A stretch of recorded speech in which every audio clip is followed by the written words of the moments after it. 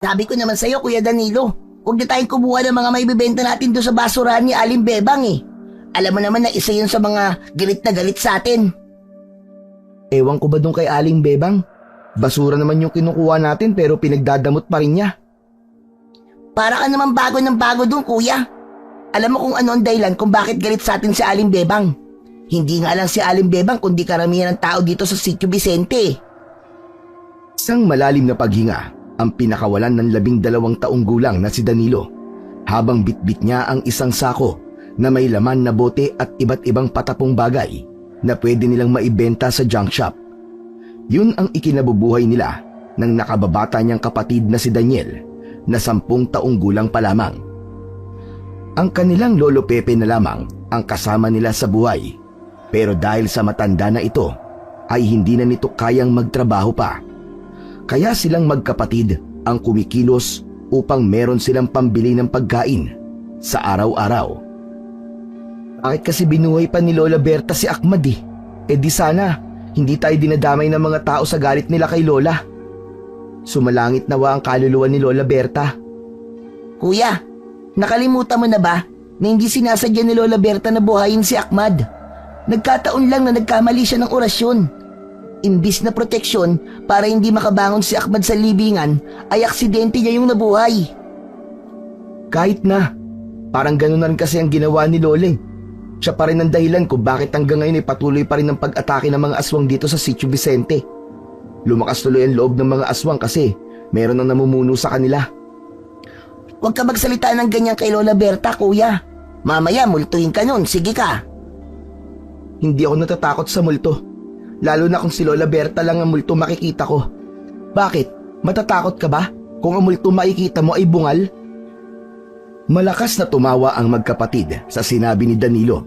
Hindi naman sa sinisisi ni Danilo ang Lola Berta niya sa pagkabuhay ng pinuno ng mga aswang na si Ahmad. Hindi lang talaga niya matanggap na dinadamay silang magkapatid na mga tao sa pagkakamali ng lola nila na wala naman silang kinalaman. Nag-aagaw na ang dilim at liwanag nang makauwi sina Danilo at Daniel sa kanilang kubo. Dala nila ang isang sako na wala ng laman dahil naibenta na nila sa junk shop ang lahat ng bote at bakal na nakuha nila kung saan-saan. Bitbit ni Danilo ang 1 kilo ng bigas. Naabutan na magkapatid ang kanilang lolo Pepe na nagpiprito ng tuyo sa maliit nilang kusina. Nagmano silang dalawa sa matanda. Lolo, nakabili po kami ng 1 kilo ng bigas. Ilagay mo na lang sa lamesa at isasahin ko na yan para makakain na tayo. Ginagabi na kayo sa pag-uwi ah. Kuya po kasi Lolo, nagpunta pa sa kabilang barangay. Eh paano? Karamihan ng mga tao rito sa atin ay madadamot. Basura na nga lang ang kinukuha natin eh. Ayaw pa nilang ibigay. Hayaan niyo na sila at huwag niyo na lang pinagpapapansin. Sige na, magsaboy na muna kayo ng asin at maglagay ng bawang sa bintana at ako na ang bahala dyan sa bigas. Inuha ni Danilo ang 1 garapon ng asin at nagsaboy siya sa paligid ng kanilang kubo habang si Daniel naman ay nagsabit ng bawang sa nag-iisang bintana sa kanilang kubo. Ang gawain na yon ay nakasanayan na nila dahil sa madalas na pagsalakay ng mga aswang sa kanilang lugar. Itinuro yun sa kanila ng kanilang lola nung ito ay nabubuhay pa. Habang isinasaboy ni Danilo ang asin, si Daniel naman ay abala sa pagkuha ng mga sinulid na may nakakabit pang pinitpit na bawang. Isa-isa niya yung isinabit sa bawat sulok ng bintana at pintuan ng kanilang bahay. Pagkatapos masiguro na protektado na ang kanilang bahay laban sa mga aswang, ay pumasok na si Danilo. Naupo muna siya habang pinapanood ang paghuhugas ng bigas ni Lolo Pepe. Lolo, kailan kaya mawawala mga aswang dito sa Sitio Vicente? Yan ang hindi ko alam, Danilo. Siguro, hanggat walang naglalakas ng loob na lumaban kay Ahmad, ay mananatili ang takot nating lahat sa mga aswang. Kung buhay lang po sana si Lola Berta, sigurado ako nagagawa siya ng orasyon para mamatay lahat ng aswang. Lalo na ang Ahmad na yun. Masyadong matapang ang lola nyo. Nakakalungkot lang na dahil sa isang pagkakamali, ay nagbago ang tingin ng mga tao sa kanya. Pero lolo, hindi niyo po ba napansin? Mas madalas na po ang pag-atake ng mga aswang dito sa atin. Nakakatakot na po baka isang araw ay si Ahmad na ang mamumuno dito sa lugar natin. Kaya nga dapat ay doblehin natin ang ating pag-iingat. May awa ang Diyos. Matatapos din itong dilubyo na nangyayari rito sa Sitio Vicente. Matapos na maluto ang sinaing, ay pinagsaluhan na ng tatlo ang kanilang pagkain. Kahit tuyo na may kamatis lang ang ulam nila, ay magalang kumain ang magkapatid.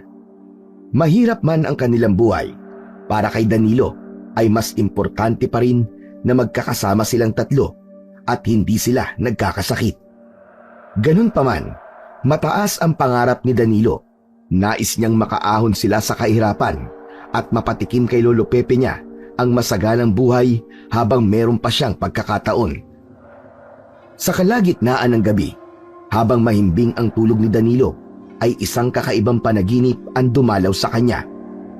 Nakita niya ang kanyang Lola Berta sa likod ng kanilang bahay na naghuhukay sa lupa gamit ang mga kamay nito. Dahan-dahang lumapit si Danilo at tila tinatawag siya ng isang hindi maipaliwanag na puwersa. "Lola Berta? Ano pong ginagawa niyo?" Hindi sumagot si Lola Berta. Sa halip, patuloy itong nagukay. Pabilis ng pabilis ang pag-uukay ng matandang babae. Maya-maya pa, biglang lumitaw mula sa kung saan ang isang aswang. Hinablot nito si Lola Berta sa braso at hinila palayo kay Danilo. "Lola! Ibalik niyo ang lola ko! Ibalik niyo ang lola ko!" Tumakbo si Danilo upang habulin ng aswang, ngunit para bang napakabagal ng kanyang mga paa. Ang paligid ay nagdilim hanggang sa tuluyan nang nawala sa paningin niya si Lola Berta. Biglang nagising si Danilo. Habol niya ang kanyang hininga at pawis na pawis siya. Napatingin siya sa bintana at nakita niya si Lolo Pepe na nakatayo roon. Nakatanaw yun sa labas. Bumangon si Danilo at dahan-dahang lumapit kay Lolo Pepe. "Lolo, bakit po gising pa kayo?" Napanaginipan ko si Berta. Magkakasabay daw tayo kumakain. Ang saya-saya daw nating lahat. Tahimik na tumabi si Danilo kay Lolo Pepe. Hindi niya na sinabi sa kanyang lolo ang panaginip niya kay Lola Berta dahil hindi magandang panaginip yun. "Is na miss niyo na po si Lola, no?" "Oo, Danilo. Sa bawat araw, matagal kami nagkasama. Kaya mahirap para sa akin na tanggapin na wala na siya, kahit matagal na siyang patay." "Huwag po kayo mag-alala, Lolo. Hindi po kayo nag-iisa. Nandito po kami ni Daniel. Hindi ka po namin pababayaan at iiwanan." Tumingin si Lolo Pepe kay Danilo at ginulo nito ang buhok niya. Ngumiti ito sa kanya at naramdaman niya ang paggaan ng kalooban nito. Niyaya na siya nitong mahiga muli para magbalik na sila sa pagtulog. Nang sumunod na araw, ay maagang naghanap ng mga bote at iba pang maibibenta sa junk shop sina Danilo at Daniel. Habang naglalakad, napansin nilang may mga nagkukumpulang tao sa gilid ng kalsada. Kuya, ano kaya yung pinagkakaguluhan nila? "Baka naman may namimigay ng bigas. Tara, lapitan natin." Nagmamadaling lumapit ang magkapatid sa kumpulan ng mga tao hanggang sa nakita nila kung ano ang pinagkakaguluhan ng mga yon. May isang bangkay ng lalaki na nakahandusay sa lupa. Kitang-kita ang mga marka ng malalalim na sugat sa lieg at dibdib nito. Laslas ang lieg nito at sariwa pa ang mga sugat nito sa katawan. Malinaw na isa na naman yung biktima ng mga aswang.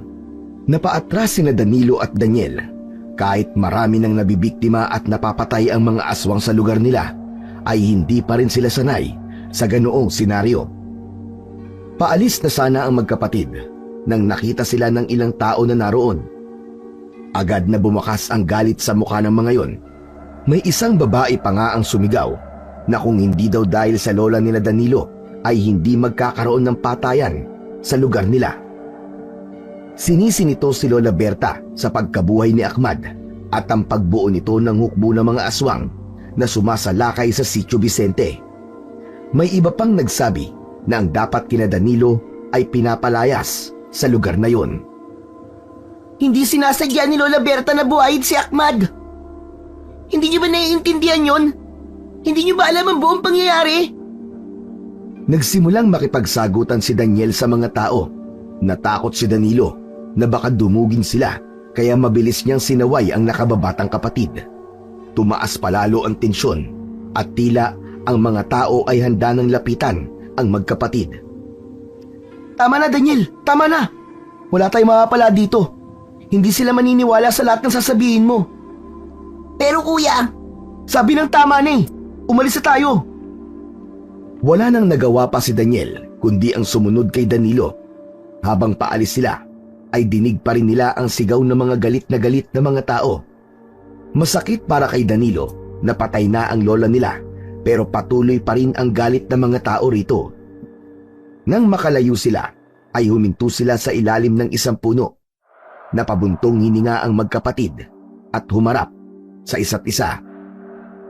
Daniel, hindi ba ang bili ni Lolo Pepe ay wag natin papansinin ng mga tao kapag may sinasabi sila tungkol sa atin at kay Lola Berta? Anong ginawa mo kanina? Pero hindi naman tama ang ginagawa nila, Kuya Danilo. Hindi kagustuhan ni Lola Berta ang nangyayari ngayon dito sa Sitio Vicente. Alam ko, pero wala na tayong magagawa doon. Baka mamaya kung ano pang gawin nila sa atin kapag sinagot-sagot mo sila. Sila naman ang palaging nangunguna eh. Hindi ko mapapayagan na apak-apakan lang nila ang pangalan ni Lola Berta. Naiintindihan kita, Daniel. Mahal na mahal natin si Lola Berta. Pero kailangan mong tandaan, hindi tayo mananalo sa mga tao na puno ng galit. Wala kang mapapala sa pagsagot-sagot mo sa kanila kasi papaniwalaan lang nila ang gusto nilang paniwalaan. Kung ganun, kuya, hahayaan na lang natin sila na api-apihin tayo. Ang sisihin tayo sa lahat ng mga nangyayari. Hindi naman sa ganun, Daniel. Basta maging bingin na lang tayo sa mga sinasabi nila. Hindi tayo magkakapera sa mga ganong tao. Naiintindihan mo ba ako? Isa pa, mas importante ngayon na protektahan natin ang sarili natin at si Lolo Pepe. Kung magpapa-apekto tayo sa sinasabi ng mga tao, baka mas mapahamak pa tayo. Sige kuya, hindi na ako sasagot ulit sa kanila. Pasensya ka na, kasi hindi ko lang napigilan ang sarili ko kanina eh. Mabuti kung ganun. Tara na, maghanap na tayo na maibibenta natin sa junk shop. Kapag malaki ang kinita natin ngayon, mag-aadobong baboy tayo mamaya sa hapunan. Ngumiti si Daniel ng bahagya. Bagamat na natili ang lungkot sa mga mata nito, nagpatuloy sila sa paglalakad habang iniisa-isa nila ang mga basurahan na kanilang nadadaanan. Kinagabihan, muling napanaginipan ni Danilo ang kanyang Lola Berta. Gaya ng una niyang panaginip, ay naghuhukay ulit ito sa likod ng kanilang kubo. Nang lalapitan niya na ito, ay may aswang ulit na humila rito. Napabalikwas si Danilo mula sa pagkakatulog, habang habol ang hininga at pawis na pawis. Pinilit niyang pakalmahin ang kanyang sarili, ngunit natigilan siya nang may napansin siya sa kanyang paanan. Pagtingin niya, ay nakita niya roon ang multo ni Lola Berta na walang emosyong nakatingin sa kanya. Hindi agad nakakilos si Danilo. Nanlamig ang buo niyang katawan. Makalipas lamang ang ilang segundo, ay naglakad si Lola Berta palabas ng kanilang bahay. Hindi niya maintindihan kung bakit, pero sumunod siya sa multo ni Lola Berta. Para bang hinahatak siya ng isang puwersa na hindi niya maipaliwanag. Tumagos sa pinto si Lola Berta. Tahimik na binuksan ni Danilo ang pinto at nagpatuloy siya sa pagsunod dito hanggang sa napunta sila sa likod ng bahay. Sa ilalim ng malamlam na sinag ng buwan, tumigil ang multo ni Lola Berta sa ilalim ng puno ng kamyas. Tahimik itong tumayo doon. Maya-maya pa, unti-unti itong naglaho na parang usok na tinangay ng hangin. Kinilabutan si Danilo. Nagtayuan ang balahibo sa batok at braso niya. Tumayo siya sa lugar kung saan naglaho ang multo. Napansin niya na ang lupang kinatatayuan niya ay ang eksaktong lugar kung saan nakita niyang naghuhukay si Lola Berta sa panaginip niya. Lola Berta, may gusto ka bang sabihin sa akin? Pwede bang sa susunod na magpapakita ka sa akin eh? Magsalita ka na kasi hindi naman ako manghuhula. Agad din bumalik si Danilo sa loob ng kanilang kubo. May kakaibang kaba sa kanyang dibdib. Ngunit alam niyang kailangan niyang alamin ang kahulugan ng pagpapakita ni Lola Berta at ang panaginip niya. Maagang umalis si Danilo sa bahay ng umagang yun. Dala ang sako at patpat na gamit niya sa paghuhukay sa basurahan. Naiwang nagpahinga si Daniel dahil masama ang pakiramdam nito. Habang naglalakad, binaybay ni Danilo ang daan ng mag-isa. Hindi na lang niya pinansin ang tingin ng mga mapanghusgang tao sa kanya. Sa paglalakad ni Danilo ay naramdaman niya na parang may sumusunod sa kanya. Lumingon siya at sa hindi kalayuan ay may isang lalaki na tila palapit sa kanya. Nakasuot ito ng lumang sombrero. Walang kakaiba sa lalaki pero hindi na iwasan ni Danilo na magduda. Nagpatuloy siya sa paglalakad pero sa pagkakataon na yon ay mas mabilis at malalaki ang hakbang niya. Hanggang sa nagulat na lang siya nang humarang ang lalaki sa kanyang harapan. Natigilan si Danilo at bahagya siyang nakaramdam ng kaba. Sino po kayo? May kailangan po ba kayo sa akin? Ako si Mang Ruel. Huwag kang matakot, Danilo. Wala akong masamang gagawin sa'yo. Teka, paano niyo po nalaman ang pangalan ko?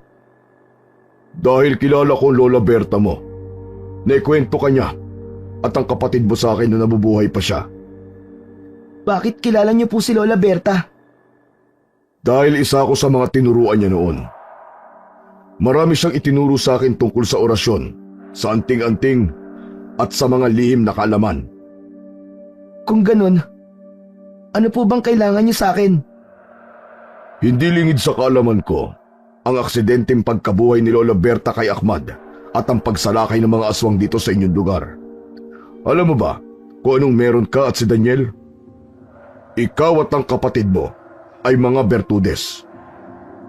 Ano po? Ano pong Bertudes? Ang Bertudes ay isang biyaya. Isinilang kayo na may likas na mutya at kakaibang kakayahan. Kayang-kaya niyong magpagana ng orasyon ng mabilis nang hindi na kinakailangan pa ng pagsasanay. Nasa lahi ng pamilya niyo ang pagiging Bertudes at nasa ikatlong sali na sa inyo ni Daniel ang pagiging Bertudes. Hindi ko alam kung ano po sinasabi niyo, Mang Ruel. Wala po nabanggit na ganyan si Lola Berta sa amin. Kailangan mo magtiwala, Danilo. Malaki ang magiging papel niyo magkapatid para maibalik sa hukay ang pinuno ng mga aswang na si Ahmad at matigil ng pag-atake ng mga aswang dito sa Sitio Vicente. Malaki ang nagawa ng lola mo sa buhay ko noon. Kaya nandito ko para tumulong. Pero kailangan mo akong pagkatiwalaan. Pasensya na po, pero hindi ko po alam kung paniniwalaan ko kayo o hindi. Lalo na kahit isang beses ay walang nasabi sa amin si Lola Berta na meron siyang kilala na Mang Ruel. O sige, ganito na lang. Hanapin mo mga gamit ng lola mo, ang mga lumang aklat, anting-anting at iba pang naiwan niya. Doon niyo matututunan kung paano gumawa ng orasyon at kung paano lalabanan si Ahmad at ang mga aswang dito. Salamat na lang po, Mang Ruel. Sa tingin ko'y wala kaming kakayahan ng kapatid ko na makipaglaban sa mga aswang dahil mga bata pa po kami. Tandaan mo ang sinabi ko sa iyo, Danilo. Hindi aksidente na ikaw at ang kapatid mo ay mga Bertudes. May dahilan kung bakit sa inyo napunta ang kakayahan na yan. Sige po, mauuna na po ako. Kailangan ko pa po magtrabaho eh. Nilagpasan ni Danilo si Mang Ruel at hindi niya na ito nilingon. Ngunit hindi niya maiwasang muling isipin ang mga sinabi ng lalaki. May parte ng utak niya ang nais paniwalaan ang mga sinabi ni Mang Ruel sa kanya. Kinagabihan, magkakasabay na naghapunan sina Danilo, Daniel at Lolo Pepe. Medyo masama pa rin ang pakiramdam ng kapatid ni Danilo. Tanging gasera lamang ang ilaw nila habang pinagsasaluan ng ulam nila na inihaw na isda na may sausawan na toyo na may kalamansi at sili. Gumugulo pa rin sa isip ni Danilo ang mga sinabi sa kanya ng lalaki hanggang sa nagkaroon na siya ng lakas ng loob na magtanong kay Lolo Pepe. Lo, may itatanong po sana ako sa inyo. Ano yon, Danilo? Nasaan po kaya mga lumang gamit ni Lola Berta Yung mga lumang aklat po at anting-anting niya. Napatigil si Lolo Pepe sa pagkain. Napansin ni Danilo ang bahagyang pagkabigla nito. Bakit naman bigla mo na itanong yan? Wala lang po. Naisip ko lang. Simula po kasi nung nawala si Lola hindi ko na po nakikita ang mga yun Sabihin mo nga sa akin ang totoo, Danilo. Bakit bigla ka naging interesado sa mga lumang gamit ng lola mo? May balak ka bang sundan ang yapak niya? Wala po, Lolo. Gusto ko lang po talaga makita yung mga gamit niya. Hindi ko alam kung nasa na mga yon. Ang Lola Berta mo nagtago ng mga yon. At kahit sa akin, ay hindi niya sinabi kung saan niya itinago. Danilo, mas maganda na wag mo nang alamin kung nasaan ang mga gamit na yon. At kahit alam ko pa, hindi ko rin sasabihin sa iyo kung nasaan. Pero Lo, wala naman po akong balak na gayahin si Lola Berta Naisip ko lang po talaga. Hindi, Danilo. Wag mo nang isipin ang mga bagay na yan. Walang magandang idudulot ang kaalaman ng lola mo sa iyo. Tignan mo na lang ang nangyayari ngayon. Kaya natin nararanasan ang mga ganito ay dahil sa pagkakamali niya. Hindi na kumibo pa si Danilo at nagpatuloy na lang siya sa pagkain habang iniisip ang mga sinabi ng lolo niya. Kung hindi alam ni Lolo Pepe ang kinaroroonan ng mga gamit ni Lola Berta, ay mukhang wala ng pag-asa na malaman pa niya kung nasaan ang mga yon. Sa pagtutol ni Lolo Pepe ay mas lalo tuloy nagkaroon si Danilo ng kagustuhan na makita muli ang mga gamit ni Lola Berta. Hindi mapakali si Danilo sa pagkakahiga ng gabing yon.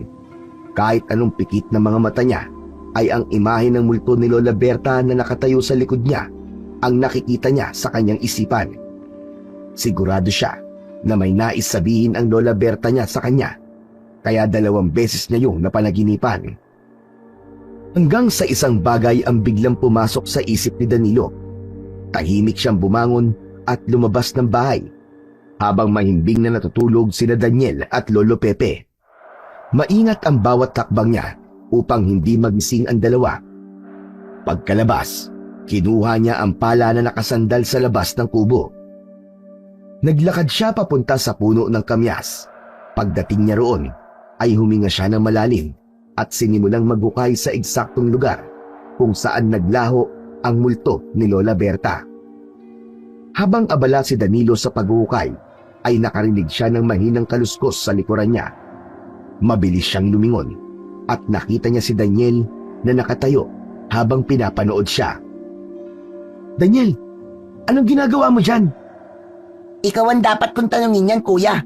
Anong ginagawa mo? Bakit ka naghuhukay dyan? Mabilis na nilapitan ni Danilo ang kapatid at sinenyasan nito na huwag maingay. Huwag kang maingay. Tulungan mo na lang ako sa paghuhukay. Pero bakit ka ba naghuhukay ng ganitong oras ng gabi, kuya? Kayamanan ba ang hinuhukay mo? Basta Daniel, huwag ka na lang maingay. May hinahanap lang ako. Saka ko na lang ipapaliwanag. Halika na. Tulungan mo ako at baka magising pa si Lolo Pepe. Napabuntong hininga si Daniel, ngunit tumulong na rin ito sa paghuhukay. Yun ang gusto ni Danilo sa kapatid niya. Kahit hindi nito alam ang dahilan ng isang bagay na pinapagawa niya, ay ginagawa pa rin ito basta siya ang nagsabi. Maya-maya pa, tumama ang pala ni Danilo sa isang matigas na bagay. Natigilan siya at nagkatinginan sila ng kanyang kapatid. Tama nga ang hinala ko. Meron nang nakabaon dito. Ano ba kasi yan, kuya? Hindi na muna sinagot ni Danilo si Daniel. Mabilis niyang tinanggal ang lupa sa paligid hanggang sa lumitaw ang isang kahon na nakabalot sa makapal na plastik. Hinila yun ni Danilo palabas ng hukay at tumambad sa kanila ang kahon na kasing laki ng kahon ng sapatos. Kayamanan ba yan, kuya? Mayaman na ba tayo? Hindi to kayamanan, pero sa tingin ko ay meron tong koneksyon kay Lola Berta. Alam mo kasi Daniel, 2 beses ko na siya napapanaginipan na naghuhukay siya rito. Mabilis nilang tinabunan ulit ng lupa ang hukay at sinigurado nila na hindi mapapansin ni Lolo Pepe na naghukay sila roon. Pagkatapos ay dinala ni Danilo ang kahon sa loob ng bahay. Itinago niya ang kahon sa mga gamit nila ni Daniel. Sumenya si Danilo kay Daniel na bumalik na ito sa pagtulog. Tumango naman si Daniel at tumabi na ulit ito kay Lolo Pepe na sa oras na yon ay mahimbing pa rin ang pagkakatulog. Hindi na makapaghintay si Danilo na mabuksan ang kahon at malaman ang laman nun. Pero alam niya na hindi niya yun pwedeng gawin nang naroon sa bahay si Lolo Pepe. Tila umayon naman kay Danilo ang pagkakataon dahil pinabukasan ng umaga habang nag-aalmusal sila ay nagpaalam sa kanila si Lolo Pepe. Mga apo, ako'y pupunta muna sa bayan para kunin ang pensyon ko. Huwag kayong aalis dito at mag-iingat kayo. Opo, Lolo Pepe, hindi po kami aalis. Mag-iingat po kayo, Lolo. Tsaka sana po, bumili po kayo ng inihaw na manok para masarap po ang ulam natin mamaya. O sige, bibili ako ng inihaw na manok. Matapos mag-almusal, ay nag-asikaso na si Lolo Pepe. Maya-maya pa, ay umalis na ito. Naghintay muna si Danilo ng ilang minuto bago niya kinausap si Daniel. Daniel, pagkakataon na natin to para buksan ang kahon na hukay natin kagabi. Sige, kuya. Excited na rin ako malaman kung anong laman nun. Sana talaga kayamanan, no? Ikaw, puro ka talaga kayamanan eh. Dito ka lang at kukunin ko yung kahon. Kinuha ni Danilo ang kahon mula sa pinagtataguan niya. Binalikan niya si Daniel at inilapag niya ang kahon sa sahig. Bahagyang nanginginig ang mga kamay ni Danilo nang buksan niya ang kahon na gawa sa kahoy. Pagbukas ni Danilo ng kahon, ay tumambad sa kanila ang mga lumang aklat at ilang piraso ng anting-anting na nakakabit sa mga kwintas. Doon napatunayan ni Danilo na kaya nagpapakita si Lola Berta sa panaginip niya ay dahil nais nitong hukayin niya ang mga luma nitong gamit. Kuya, hindi ba yan ang mga gamit ni Lola Berta? Tumango lang si Danilo at isa-isa niyang inilabas ang mga laman ng kahon. Kinuha niya ang isang aklat na ang pabalat ay parang balat ng kung anong hayop. Binuklat ni Danilo ang aklat at namangha siya sa mga pahina nito na puno ng kakaibang sulat at simbolo. May mga salita rin doon na sa tingin niya ay mga Latin. Tingnan mo, Daniel, ang dami nito. Mga orasyon yata to eh. Pero kuya, di ba si Daddy ni Lolo Pepe huwag natin pakikialaman ng mga to? Paano kung magalit siya? Alam ko, Daniel, pero hindi siya magagalit kung hindi niya malalaman. Saka may nakilala ako kahapon. Mang Roel ang pangalan. Sinong Mang Roel, kuya? Kilala daw siya ni Lola Berta. Ang sabi niya, mga Bertudes daw tayo. Ano? Anong Bertudes? Hindi ba Castillo ang apelyido natin? Hindi apelyido ang Bertudes, ikaw naman oh. Ang Bertudes ay ipinanganak na may likas na mutya o kakayahan na magpagana o gumawa ng orasyon nang hindi na nagsasanay. Sabi niya, kailangan natin mahanap ang mga gamit ni Lola Berta para malaman natin kung paano labanan ng mga aswang. Masyado ka naman nagpapaniwala kagad, kuya eh. Paano kung hindi totoo yung sinasabi ng lalaking yun? Hindi ko rin alam, Daniel. Pero wala namang mawawala kung susubukan natin. Saka naisip ko rin, baka magbago ang tingin ng mga tao sa atin kapag tayo nakatalo kay Ahmad at saka sa mga alagad niya. Umalik si Danilo sa pagbabasa ng aklat. Kinalkal niya ang mga pahina at napansin ang mga salitang may detalyadong paliwanag ng bawat orasyon. Daniel, kailangan natin makita si Mang Roel. Siya lang ang makakapagpaliwanag ng mga to. Ewan ko sa'yo, Kuya Danilo. Kinakabahan ako sa gusto mong gawin eh. Isipin mo na lang na kung totoo ang sinabi ni Mang Roel, tayo lang ang makakapagpabalik kay Ahmad sa hukay. Nagkatinginan ang magkapatid at parehong may kaba sa mga mukha nila. Napagtanto nilang ang laman ng kahon ay maaaring maging susi hindi lamang sa kanilang kaligtasan, kundi pati sa kanilang lugar na pinamumugaran na ng mga aswang. Simula ng araw na yon, sa tuwing aalisin na Danilo at Daniel para manguha ng mga bote at bakal, ay maingat nilang itinatago ang kahon sa sako upang hindi yun makita ni Lolo Pepe. Hindi nila kasi yun maaaring iwanan sa bahay dahil malaki ang posibilidad na makita yun ng kanilang lolo.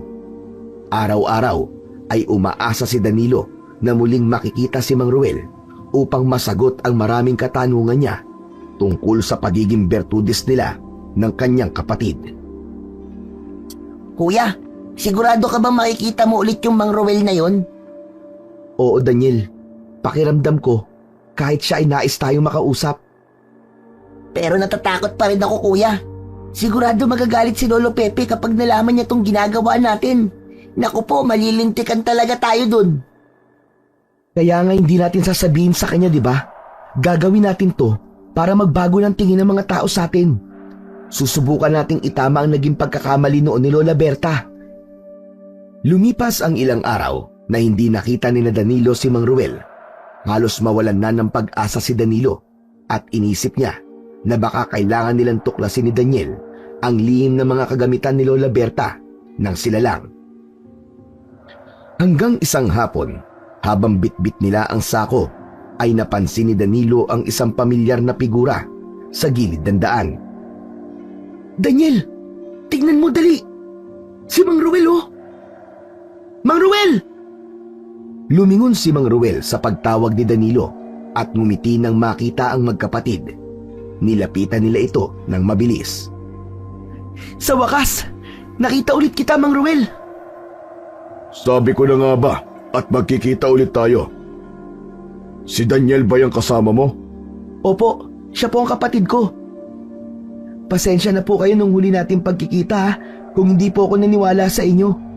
Pero naisip ko po kasi yung pagpapakita sa akin ni Lola Berte. Pakiramdam ko, ito po ang gusto niya mangyari. Huwag kang mag-alala. Naiintindihan ko naman ang reaksyon mo nun, Danilo. Tama lang na hindi ka kagad nagtiwala sa hindi mo kakilala. Ngunit magandang intensyon ko. Nais ko kayong tulungan upang magamit niyong pagiging Bertudes niyo laban kay Ahmad. Oo nga pala, Mang Ruel. Nahanap na po namin ang mga gamit ni Lola Berta. Binuksan ni Danilo ang sako at ipinakita kay Mang Ruel ang kahon. Nanlaki naman ang mga mata ni Mang Ruel sa tuwa. Magaling ang ginawa niyo magkapatid. Hindi na dapat tayo mag-akasaya pa ng panahon. Pero, Mang Ruel, paano po ba kami makakatulong sa pagtalo kay Ahmad? Ano ba talaga ang ibig sabihin ng pagiging Bertudes? Bihira ang pagiging Bertudes, Daniel. Mapalad kayo dahil nagmula kayo sa angkan ng mga Bertudes. Naisalin ito sa inyo ng inyong mga ninuno. Ngunit hindi sapat na taglayin nyo lang ito. Kailangan nyo itong pag-aralan at sanayin ang inyong sarili dahil mga bata pa kayo. Ano pong ibig sabihin nun? Kailangan ko kayong sanayin na magkapatid sa maraming aspeto ng pagiging Bertudes. Ang pagbigkas ng orasyon, paggamit ng anting-anting at pakikipaglaban sa mga nilalang na gaya ni Ahmad. Kayo ang susi para matapos ang kasamaan niya. Pero Mang Ruel, paano kung hindi namin kayanin? Huwag mong isipin na hindi nyo kaya. Kaya kung gusto nyong protektahan ng lugar nyo at ang mga mahal nyo sa buhay, ay kailangan magtiwala kayo sa sarili nyo at sa pagiging Bertudes nyo. Nagkatinginan ang magkapatid. Mabigat ang sitwasyon, ngunit naramdaman nilang hindi sila pwedeng umatras dahil yun lamang ang tanging paraan nila upang hindi na sila sisihin ng mga tao sa naging pagkakamali noon ng kanilang lola. Sige po, Mang Ruel. Sabihin niyo po kung kailan tayo magsisimula. Ngayon na mismo. Maganda kayo. Matututo kayo. Ngunit hindi magiging madali ang daan na tatahakin nyo. Habang naglalakad silang tatlo patungo sa isang mas tahimik na lugar para sa kanilang unang aralin, naramdaman nila Danilo at Daniel ang bigat ng responsibilidad na nasa kanilang balikat. Ngunit sa kabila ng takot, may determinasyon sa kanilang puso. Isang lakas na nagmumula sa pag-asa na kaya nilang tapusin ang kasamaan ni Ahmad.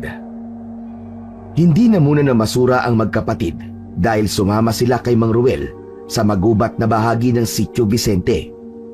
Huminto sila sa ilalim ng isang malaking puno ng akasya.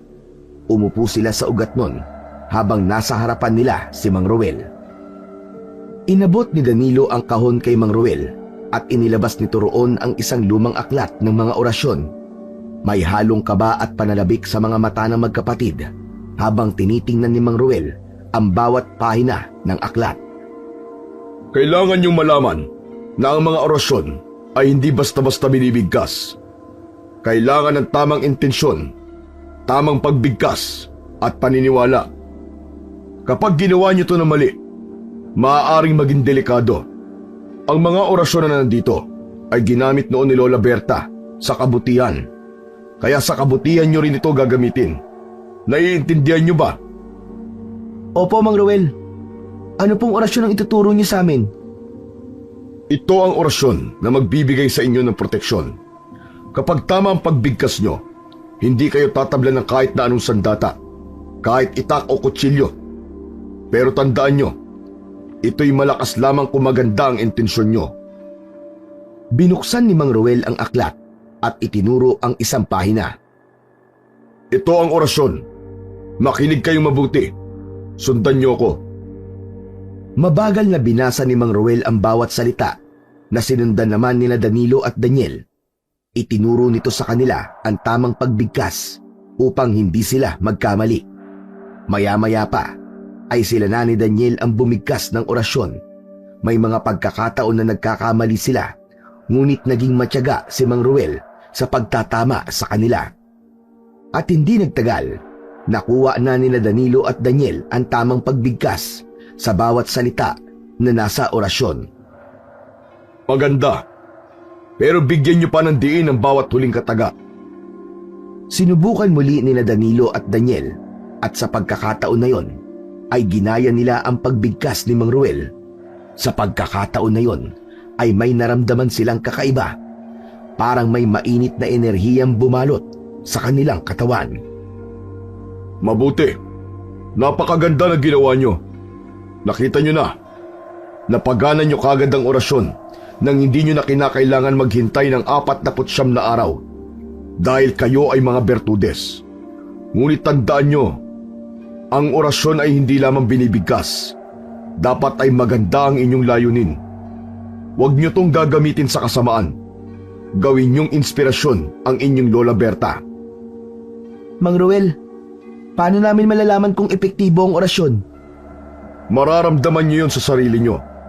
Pero huwag kayong magmadali dahil marami pa kayong dapat na matutunan. Sa kanilang pagsasanay, naramdaman nila Danilo at Daniel ang bigat ng responsibilidad na dala nila. Ngunit kasabay nun, ang pag-asa na sa tulong ni Mang Ruel ay magagawa nilang labanan ang kasamaan na bumabalot sa kanilang lugar. Simula noon ay araw-araw nang nagsasanay sina Danilo at Daniel sa kagubatan sa tulong ni Mang Ruel. Hindi nila yun sinabi kay Lolo Pepe dahil alam nila na magagalit ito at pipigilan sila nito. At sa araw na yon, itinuro naman ni Mang Ruel sa magkapatid ang gamit ng mga anting-anting ni Lola Berta. Ang mga anting-anting ay hindi simpleng palamuti lamang. Hindi ito ginagamit upang makapagyabang. Ang lakas nito ay nanggagaling sa tamang orasyon at paniniwala. Kapag ginamit niyo ito ng tama, magbibigay ito ng proteksyon na hindi basta-basta mababali ng kasamaan. Kinuha ni Mang Ruel ang isang anting-anting, isang maliit na medalya na may nakaukit na kakaibang simbolo, at iniabot yon kay Danilo. Danilo, isuot mo ito. Ngunit bago mo ito maisuot, kailangan mo munang banggitin ang orasyon na una niyong natutunan. Binigkas ni Danilo ang orasyon ng malinaw at may diin. Sa bawat salita, naramdaman ni Danilo ang bigat na mga salitang tila umaalingaw-ngaw sa kanyang pandinig. Matapos niyang bigkasin ang orasyon, inilagay niya ang anting-anting sa kanyang leeg. Mabuti. Ngayon, Daniel, ikaw naman. Si Daniel naman ang sumubok at bagamat medyo nag-aalangan ang bata, matagumpay nitong natapos ang orasyon at isinuot ang anting-anting. Magaling! Handa na kayo para sa susunod na akbang. Teka, ano pong susunod na akbang? Susubukan natin ang kapangyarihan ng anting-anting at orasyon Inilabas ni Mang Ruel ang isang matalim na itak at iniabot yun kay Daniel. Daniel, kailangan mong tagain si Danilo sa tiyan. Ano po, Mang Ruel? Naku, hindi ko po magagawa yun. Hindi ko po kayang saktan ng kuya ko. Nakalimutan mo na ba na may suot kayong anting-anting na binulungan nyo ng orasyon? Magtiwala ka, Daniel. Hindi tatabla ng itak ang kuya mo. Ayoko pa rin po. Paano po kumahati ang katawan ng kuya ko? Eh di naging manananggal pa siya nang wala sa oras. Ang pag-aalinlangan at takot ang magiging pinakamalaking kalaban nyo. Kung hindi kayo matututo magtiwala sa proteksyon ng orasyon at anting-anting, paano kayo lalaban sa mga aswang? Huminga ng malalim si Danilo at hinawakan ang balikat ni Daniel. Daniel, kaya mo yan. May tiwala ako sa orasyon at sa anting-anting. Sige na, gawin mo na. Pero kuya, Gawin mo na. Hindi tayo makakausad kung magdududa tayo. Nanginig ang mga kamay ni Daniel habang nakatingin kay Danilo. Tumango si Danilo bilang hudyat na handa na siya. Dahan-dahang itinaas ni Daniel ang itak at huminga ng malalim. Malakas at pikit mata nitong tinaga sa tiyan si Danilo. Naramdaman ni Danilo ang pagtama ng talim ng itak sa kanyang tiyan. Ngunit sa halip na masaktan siya, ay naramdaman lamang niya ang pagtalbog ng itak na para bang isang gulong ng sasakyan ang balat niya. Napaatras si Daniel at napanganga sa gulat. Si Danilo naman ay nagulat din, ngunit ngumiti ng mapagtanto na totoo nga ang sinasabi ni Mang Ruel. hala, hindi ka nga tinabla ng itak kuya. Ang galing! Parang makapal na goma ang tiyan mo. Ang astig! Yan ang lakas ng anting-anting at ang orasyon. Ngunit tandaan nyo, hindi sapat ang proteksyon na ito. Marami pa kayong kailangan matutunan upang labanan ang kasamaan ni Ahmad. Sa susunod, ay ituturo ko naman sa inyo kung paano nyo mapapabalik sa hukay si Ahmad upang bumalik na ang kapayapaan dito sa inyong lugar. Nagkatinginan sina Danilo at Daniel. Sa unang pagkakataon, naramdaman nilang kaya nilang harapin ang anumang panganib na darating dahil sa mga natutunan nila mula kay Mang Ruel. Isang gabi, ang katahimikan sa Sitio Vicente ay nabasag ng sigawan ng mga tao sa labas. Napabalikwas ng bangon sina Danilo at Daniel. Nagkatinginan sila at alam ni Danilo na iisa ang nasa isip nila ng kanyang kapatid. Kailangan na nilang subukan ng orasyon na itinuro sa kanila ni Mang Ruel. Tumayo ang magkapatid at isinuot ang anting-anting. Matapos nila yung orasyonan, agad na kinuha ni na Danilo at Daniel ang itak mula sa kanilang kusina. Lalabas na sana sila nang marinig nila ang sigaw ni Lolo Pepe. Ginagawa niyong dalawa! At bakit may itak kayong dala? Mamaya na po kami magpapaliwanag, Lolo. Sa ngayon, ay kailangan namin tumulong sa mga taong nasa labas. Nababaliw na ba kayo? Hindi kayo lalabas. Subukan niyong lumabas at makikita niyo ang hinahanap niyong magkapatid. Sa kabila ng pagpigil ni Lolo Pepe, ay mabilis na lumabas ng bahay sina Danilo at Daniel. Sa kanilang paglabas, nakita nila ang kaguluhan sa kalsada. May mga taong tumatakbo at sumisigaw. Sa gitna ng kaguluhan, nakita nila ang isang aswang na may nakakakilabot na itsura at walang awang pumapatay ng mga tao. Huminga ng malalim si Daniel at hinigpitan ang hawak sa kanyang itak. Mabilis silang lumapit sa aswang. Nang maramdaman naman ng aswang ang kanilang presensya, ay bigla itong bumaling sa kanila.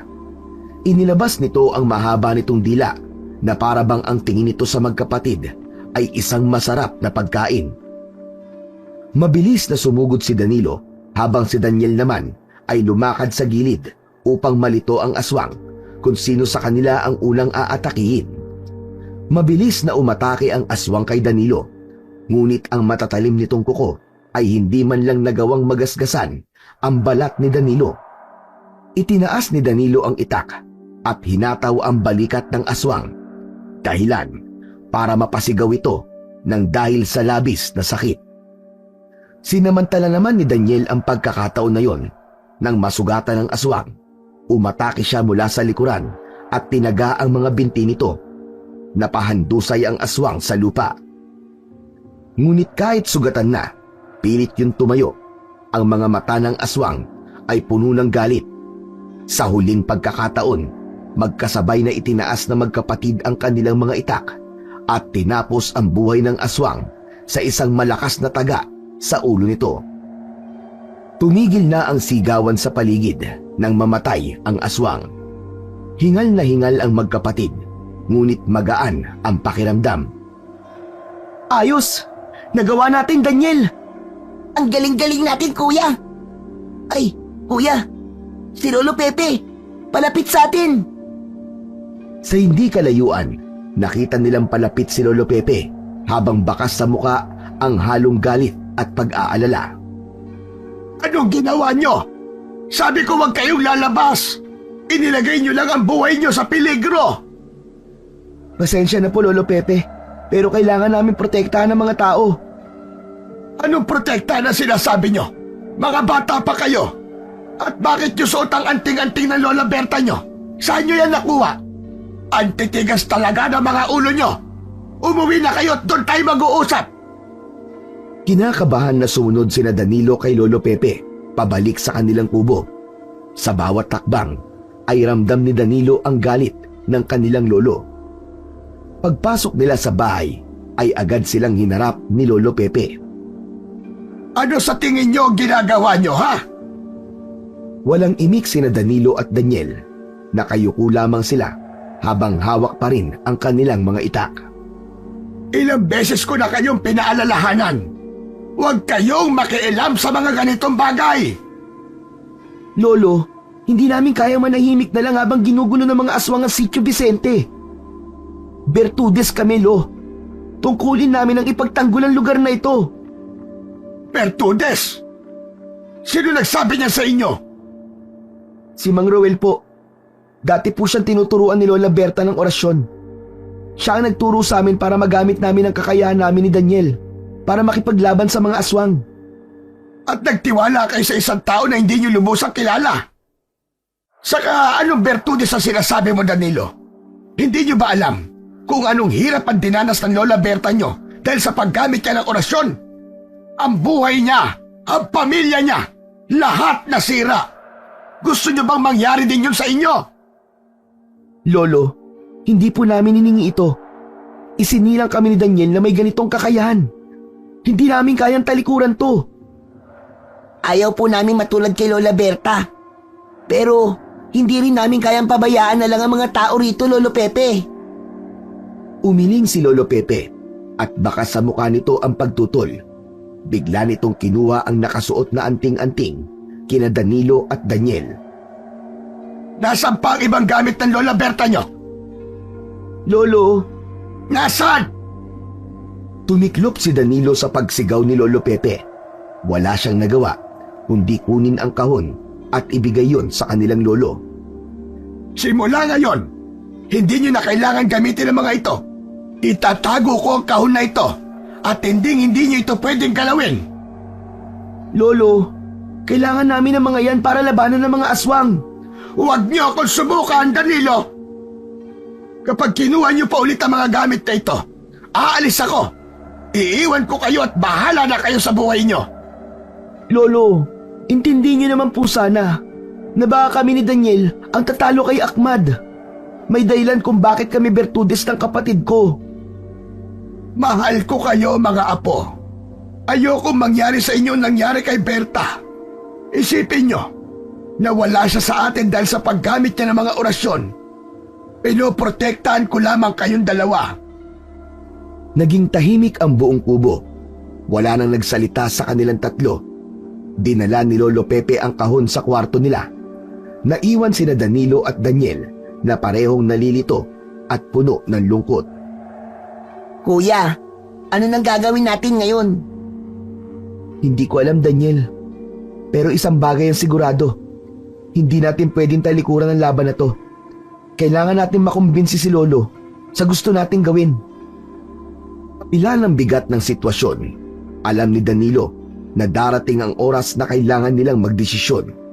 Isang desisyon na maaaring magdala sa kanila sa mas masalimuot na landas. Nang sumunod na araw ay nagtungo sina Danilo at Daniel sa gubat gaya ng kanilang nakasanayan. Doon ay nakita nila si Mang Ruel na naghihintay sa kanila. Hindi na itago ng magkapatid ang lungkot sa kanilang mga muka. Oh, bakit para kayong binagsakan ng langit at lupa? Hindi ba dapat ay masaya kayo? Nabalitaan ko ang ginawa niyo kagabi. Mahusay ang ginawa niyong dalawa. Mang Ruel, may masama po kasing balita eh. Kinuha po ni Lolo Pepe mga gamit ni Lola Berta matapos niya po malaman na ginagamit namin ng mga yon. Itinago niya po. Maigpit po niyang ipinagbabawal na pakialaman pa namin yun. Alam kong darating ang ganitong pagkakataon. Ayaw niyang mangyari po sa amin na nangyari kay Lola Berta, Mang Ruel. Hindi pwedeng pigilan kayo ng lolo niyo sa inyong kapalaran. Kung hindi kayo kikilos, sino magtatanggol sa Sitio Vicente? Alam po namin ang tungkulin namin. Pero hindi namin kayang suwayin si Lolo Pepe. Siya lang ang natitira namin pamilya. Ang sabi niya, kapag sinuway namin siya, ay iiwan niya kami ng kapatid ko. Naiintindihan ko ang pag-aalala ng lolo niyo sa inyong magkapatid. Pero kailangan din niyang maintindihan na ang pagiging Bertudes ay hindi isang bagay na pwedeng iwasan. Nasa dugo niyo na ito, Danilo, Daniel. Naniniwala ko na kayo ang makakatalo kay Ahmad. Pero anong gagawin natin ngayon, Mang Ruel? Kakausapin ko si Lolo Pepe. Wag Mang Ruel. Magagalit siya. Baka kung ano pang gawin niya sa inyo. Hindi niya pwedeng pigilan kung ano ang nakatakda. Kailangan niyang maintindihan na ang laban na ito ay hindi lang tungkol sa inyo, kundi para sa buong Sitio Vicente. Pero hindi ako pwedeng walang gawin, Danilo. Kung ayaw niyang magising sa katotohanan, ako mismo magpapaliwanag sa kanya. umalikod si Mang Ruel at nagsimulang maglakad papunta sa kubo ni na Danilo. Kinakabahan ng magkapatid pero wala silang nagawa kundi ang sumunod. Kuya, paano kung mas lalo lang gumulo ang lahat? Wala na tayong magagawa, Daniel. Kailangan natin magtiwala kay Mang Ruel. Tahimik nilang sinundan si Mang Ruel. Umasa sila at nagdasal na lang si Danilo na magiging maayos ang pag-uusap ni na Mang Ruel at Lolo Pepe. Sinundan na magkapatid si Mang Ruel hanggang sa makarating sila sa kanilang bahay. Naabutan nila si Lolo Pepe na naghahasa ng itak sa harapan ng kubo. Agad na bumakas ang galit sa mukha nito nang makita si Mang Ruel, pero hindi nagpakita ng takot si Mang Ruel nang harapin ang matandang lalaki. Sino ka? Bakit kasama mo ang mga apo ko? Huwag mong sabihin na ikaw yung Roel na nagtuturo ng orasyon sa kanila. Ako nga po, Lolo Pepe. Nandito po ako para paliwanagan ka. Dahil sinabi sa akin ng mga apo mo na pinagbabawalan mo silang gamitin ang kanilang pagiging Bertudes upang labanan ang puwersa ni Ahmad. Ngayon kita ngayon dito. Wala kang karapatan na gamitin ang mga apo ko bilang kasangkapan sa isang labanan na hindi nila kaya. Naiintindihan ko po ang takot mo, Lolo Pepe. Pero hindi mo pwedeng ipagkait sa kanila na gamitin nila ang kakaibang kakayahan na meron sila. Sina Danilo at Daniel ang pag-asa ng lugar na ito. Pag-asa? Bakit? Ano bang gusto mo? At sumunod sila sa yapak ng lola nila. Ayokong danasin ng mga apo ko ang ganoong parehong kapalaran. Ayoko silang mamatay. Malakas ang loob mong sabihin yan dahil hindi mo sila kaano-ano. Pero hindi sila si Lola Berta. Hindi porket nangyari yun sa lola nila ay mangyayari din yun sa kanila. Lolo Pepe, ang pagiging Bertudes ay hindi sumpa, kundi isang biyaya.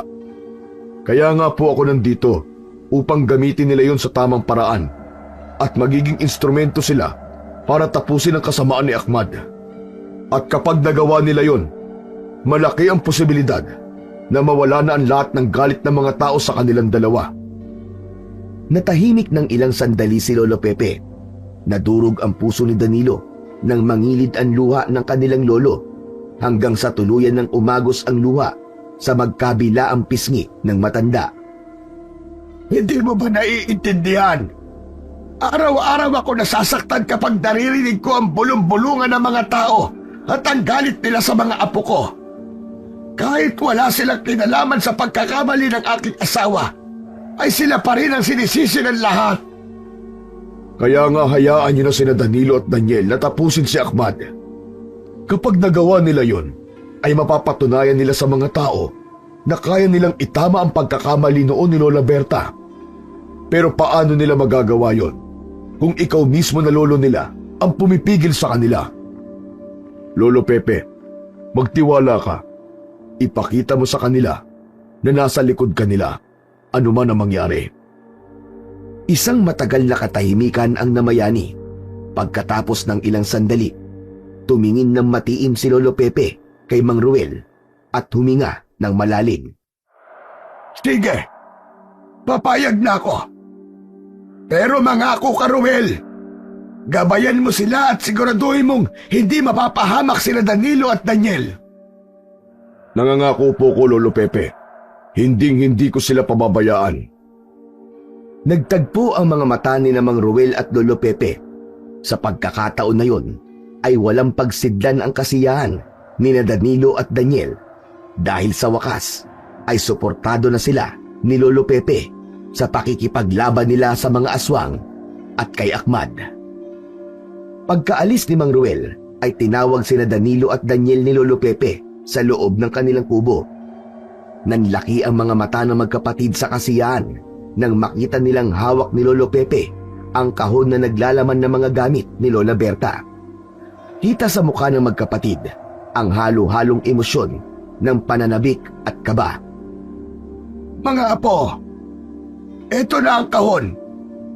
Ang mga gamit na ito ay bahagi ng kasaysayan ng pamilya natin. Pero tandaan nyo, hindi isang laro ang ginagawa nyo. Inabot ni Lolo Pepe ang kahon kay Danilo. Salamat po, Lolo Pepe. Pinapangako po namin na iingatan po namin ito at gagamitin sa tamang paraan, gaya ng ginawa noon ni Lola Berta. Hindi po namin kayo bibiguin, Lolo Pepe. Pumapayag na akong gamitin nyo yan. Pero natatakot pa rin ako para sa inyong dalawa. Pero ngayon nakita kong determinado kayo. Wala na akong magagawa kundi suportahan na lamang kayo. Siguro nga, dapat ko nang tanggapin na may dahilan kung bakit napunta sa inyo ang pagiging bertudes ng lahi ng inyong lola. Lolo, pangako ko po, tatapusin namin ni Daniel ang laban na hindi natapos ni Lola Berta. Hindi namin nahayaang magpatuloy ang kasamaan ni Ahmad. Basta tatandaan nyo mga apo, mag-iingat kayo palagi. Mga bata pa kayo at marami pang mangyayari sa buhay nyo magkapatid. At kung kailangan nyo ng gabay, nandito lamang si Lolo. Opo, Lolo. Lagi po namin tatandaan yon. Malaking bagay po para sa amin ni Daniel na suportado niyo po kami. Mas lalo po kami nagkaroon ng lakas ng loob na magtatagumpay kaming talunin si Ahmad at ang mga alagad niya. Ngumiti sina Danilo at Daniel at nagyakap silang tatlo. Sa gitna ng mapanghamong tadhana, ramdam nila muli ang tibay ng kanilang pamilya. Hindi maitago ni Danilo ang kasiyahan niya dahil sa wakas ay nagbukas na ang isip ni Lolo Pepe sa pagtanggap na bertude sila ng kanyang kapatid. Isang gabi, muling sumalakay ang mga aswang sa Sitio Vicente. Tumakbo palabas sina Danilo at Daniel mula sa kanilang kubo. Dala ang kanilang itak. Suot nila ang kanilang mga anting-anting. Mas ganado na makipaglaban ang magkapatid dahil alam nila na hindi natutol si Lolo Pepe sa kanilang ginagawa. Sa paglabas ni Danilo ay nakita nila ang tatlong aswang na umaatake sa mga tao at mga kabahayan. Kinuha nila ang atensyon ng tatlo na agad na humarap sa kanila. Biglang sumugod ang unang aswang. Matapang yung hinarap ni Danilo at Daniel dahil malaki ang tiwala nila sa anting-anting at orasyon nila. Si Danilo ang humarap sa aswang. Iniwasan niya ang lahat ng pag-atake nito hanggang sa nagawa niyang saksakin ng aswang sa tiyan. Sa paghugot niya ng itak ay agad na bumagsak ang aswang at nangisay sa lupa. Ang ikalawang aswang naman ay tumalon patungo kay Daniel. Ngunit mabilis yung naiwasan ni Daniel. Gamit ang itak, ay buong lakas na tinaga ni Daniel ang aswang sa braso. Kasunod nun, ay sa leeg naman ito tinaga ni Daniel. Nang subukang sumunggab ng aswang, bumagsak ang aswang sa lupa na agad na binawian ng buhay. Ang ikatlong aswang naman ay umatras ng bahagya bago umatake ng buong lakas kay Danilo. Agad na pinagtulungan ng magkapatid na tapusin ang natitirang aswang.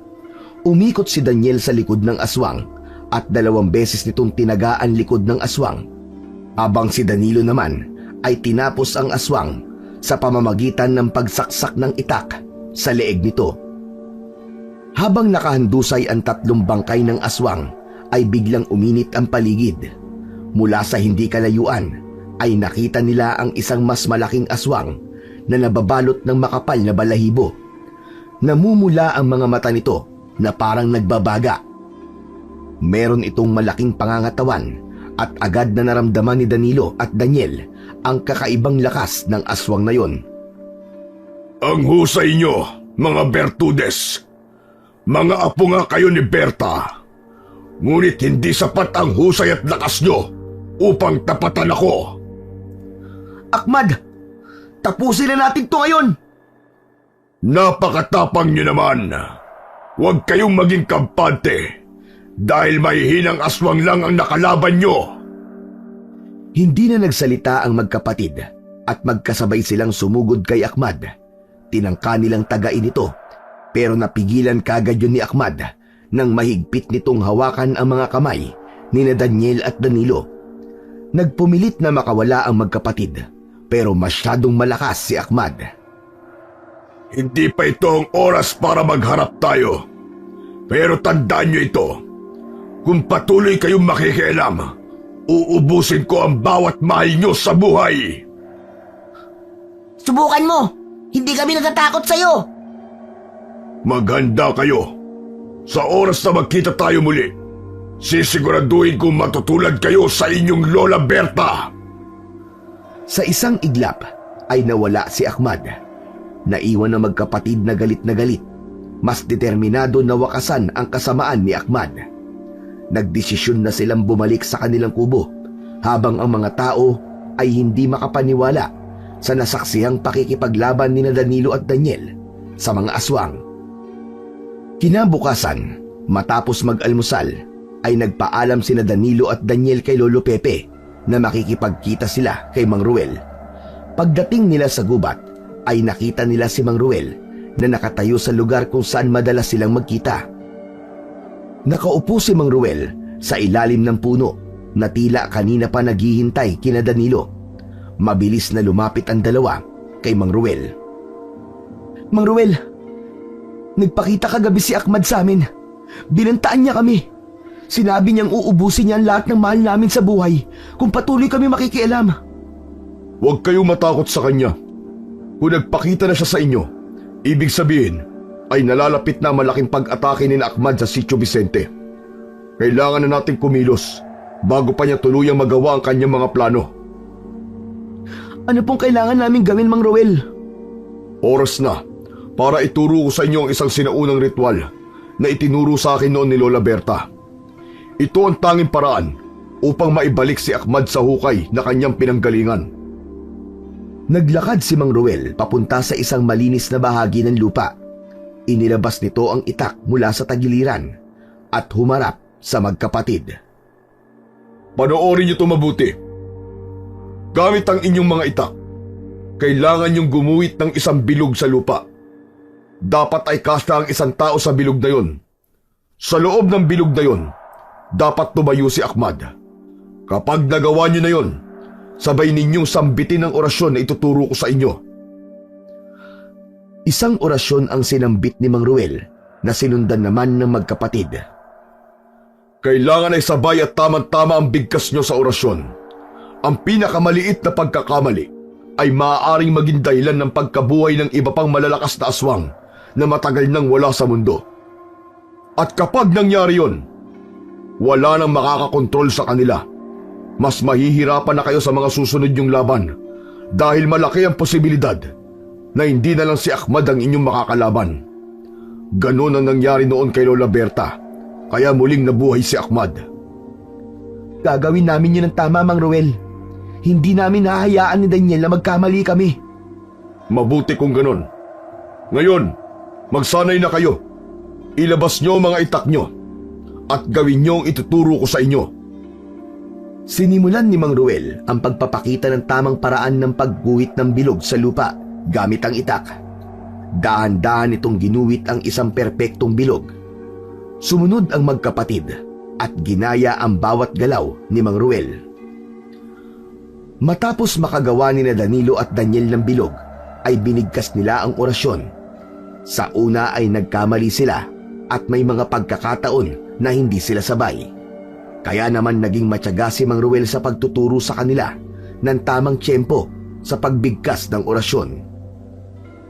Sa gitna ng pagsasanay, ay matiim na tinitignan ni Mang Ruel sina Danilo at Daniel. Tandaan nyo, Danilo at Daniel, ang ritual na ito ay maaaring maging daan upang matapos na ang kasamaan ni Ahmad. Ngunit kapag nagkamali kayo, ay maaaring magdulot ito ng mas malaking kaguluhan at maraming kamatayan. Ito ang laban para sa lahat ng tao na binabalot ng takot ng mga halimaw tulad ni Ahmad. Nasa inyo ang pag-asa ng Sitio Vicente. Mang Ruel, pinapangako po namin sa inyo na gagawin po namin ang lahat. Tatapusin po namin ang laban na to para sa lahat ng mga inosenteng buhay na naaapektuhan ng kasamaan ni Ahmad at para mawala na rin po ang galit at paninisi sa amin ng mga tao. Nagpatuloy ang kanilang pagsasanay hanggang sa lumubog na ang araw.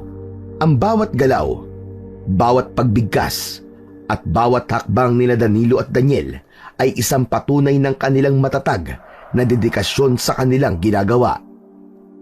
Isang gabi, sa gitna ng pagtulog ni Danilo, ay bigla siyang naalimpungatan.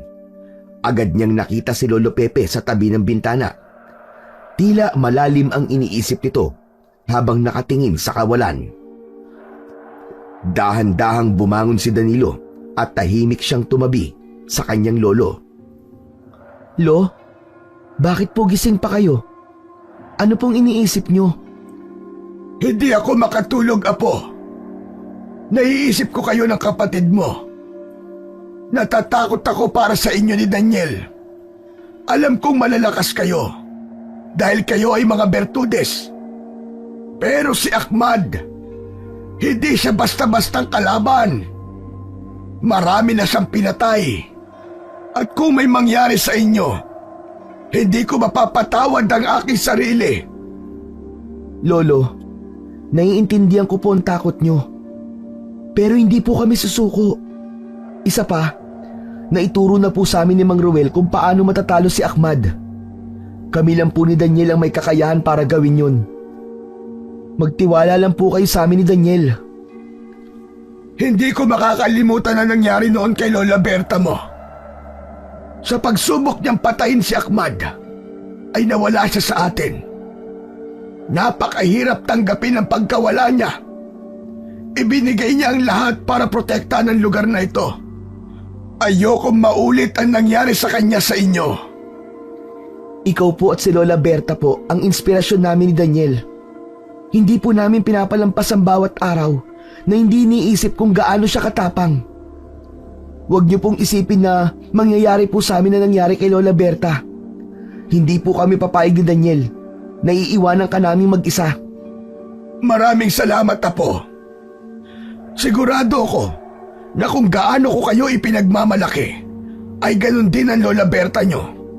Lalo na't ipinagpapatuloy nyo ang laban na sinimulan niya. Lo, pangako ko po sa inyo, kapag nagtagumpay kami ni Daniel na talunin si Ahmad, ay isasantabi na namin ni Daniel ang pagiging bertudis namin at mabubuhay na po tayo ulit ng normal, kagaya ng dati. Tumingin si Lolo Pepe kay Danilo na may ngiti sa labi, ngunit may bahid pa rin ng pag-aalala. Yan lang ang pinakahihiling ko, Danilo. Ang makita kayo mabuhay ng tahimik, normal, at malayo sa lahat ng uri ng panganib. Yumakap si Danilo kay Lolo Pepe upang kahit paano ay mapawi ang bigat ng kalooban nito. Salamat po sa tiwala niyo sa amin, Lo. Gagawin namin ni Daniel ang lahat para matapos na po ang laban na ito. Walang ibang hiling si Daniel ng sandaling yon kundi ang kapanatagan ng Lolo Pepe niya. Alam niyang matanda na ito para mag-alala pa sa kanila ni Daniel.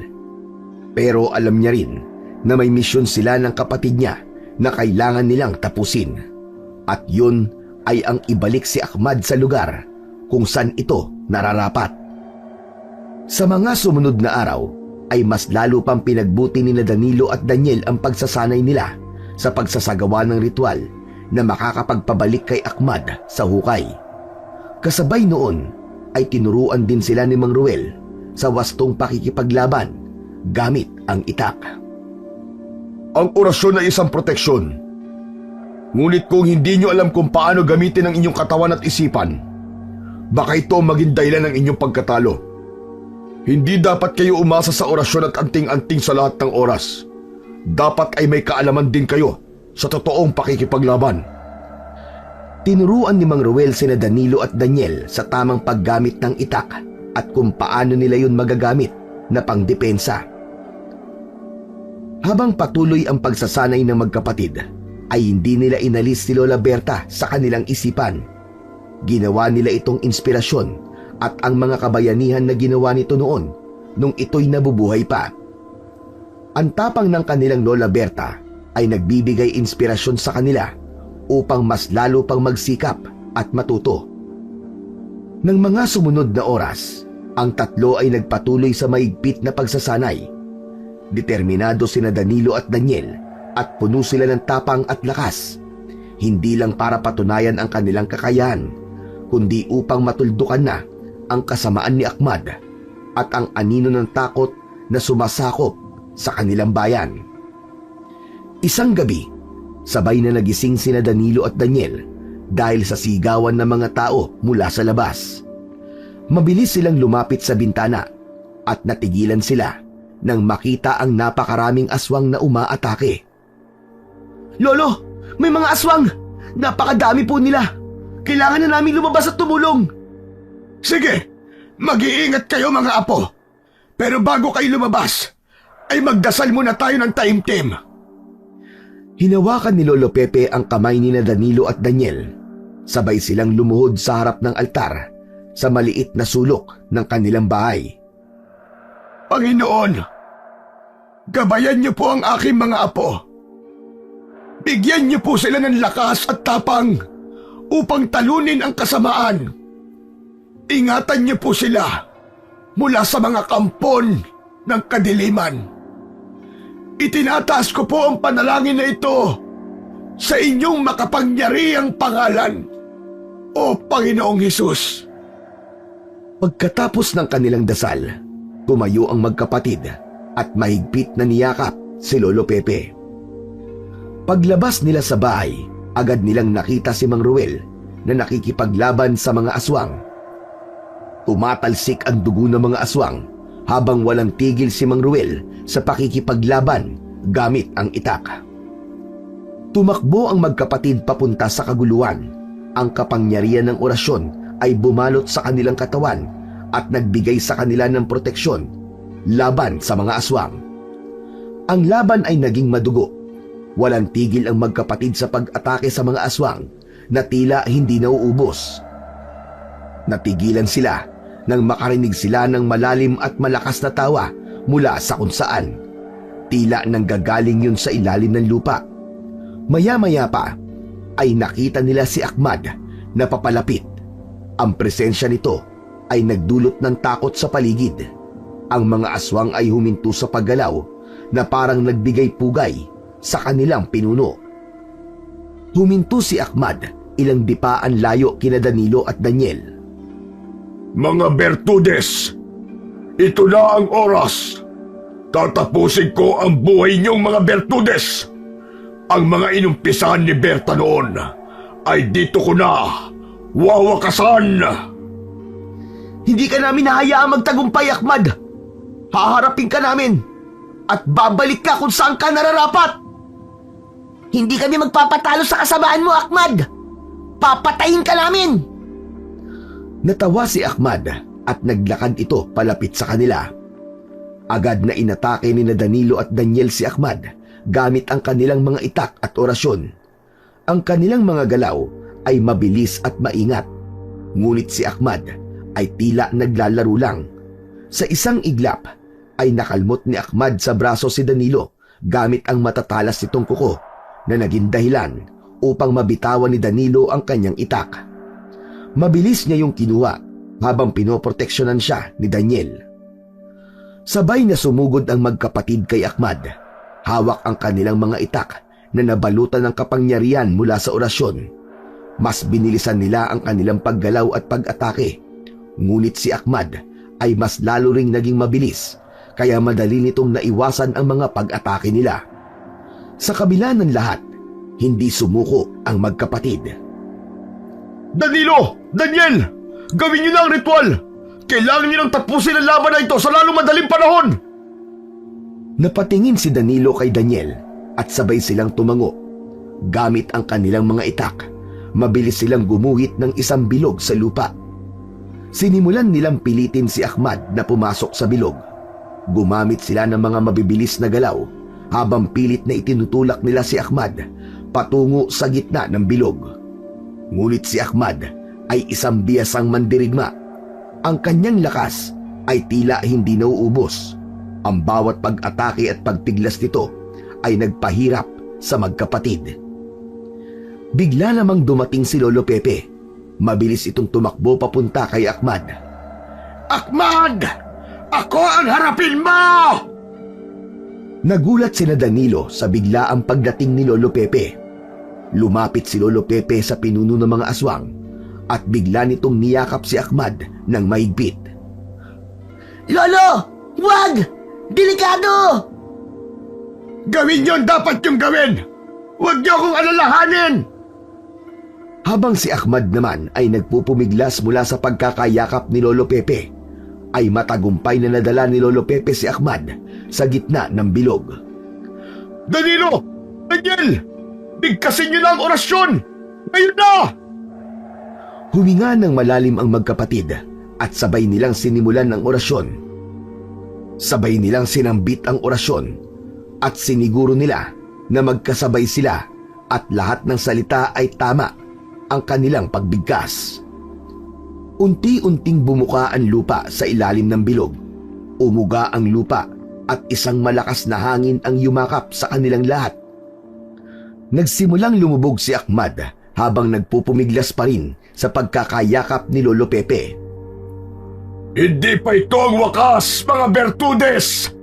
Babangon akong muli! Nang tuluyang bumuka ang lupa, muntik nang mapasama si Lolo Pepe sa paglubog doon ni Ahmad. Ngunit mabilis na sumugod si Mang Ruel at nahawakan nito agad ang isang kamay ni Lolo Pepe. Hinilan ni Mang Ruel si Lolo Pepe mula sa hukay. Kasunod nun ay tuluyan ng sumarado ang lupa at naglaho na si Ahmad. Isang malakas na liwanag ang bumalot sa paligid at sa isang iglap, ang lahat ng natitirang aswang ay naging abo. Tapos na. Nanalo tayo. Lolo, salamat po sa tapang nyo. Hindi namin ito magagawa nang wala kayo. Niyakap ni Danilo at Daniel si Lolo Pepe, habang si Mang Ruel naman ay nakatingin lang sa kanila habang nakangiti.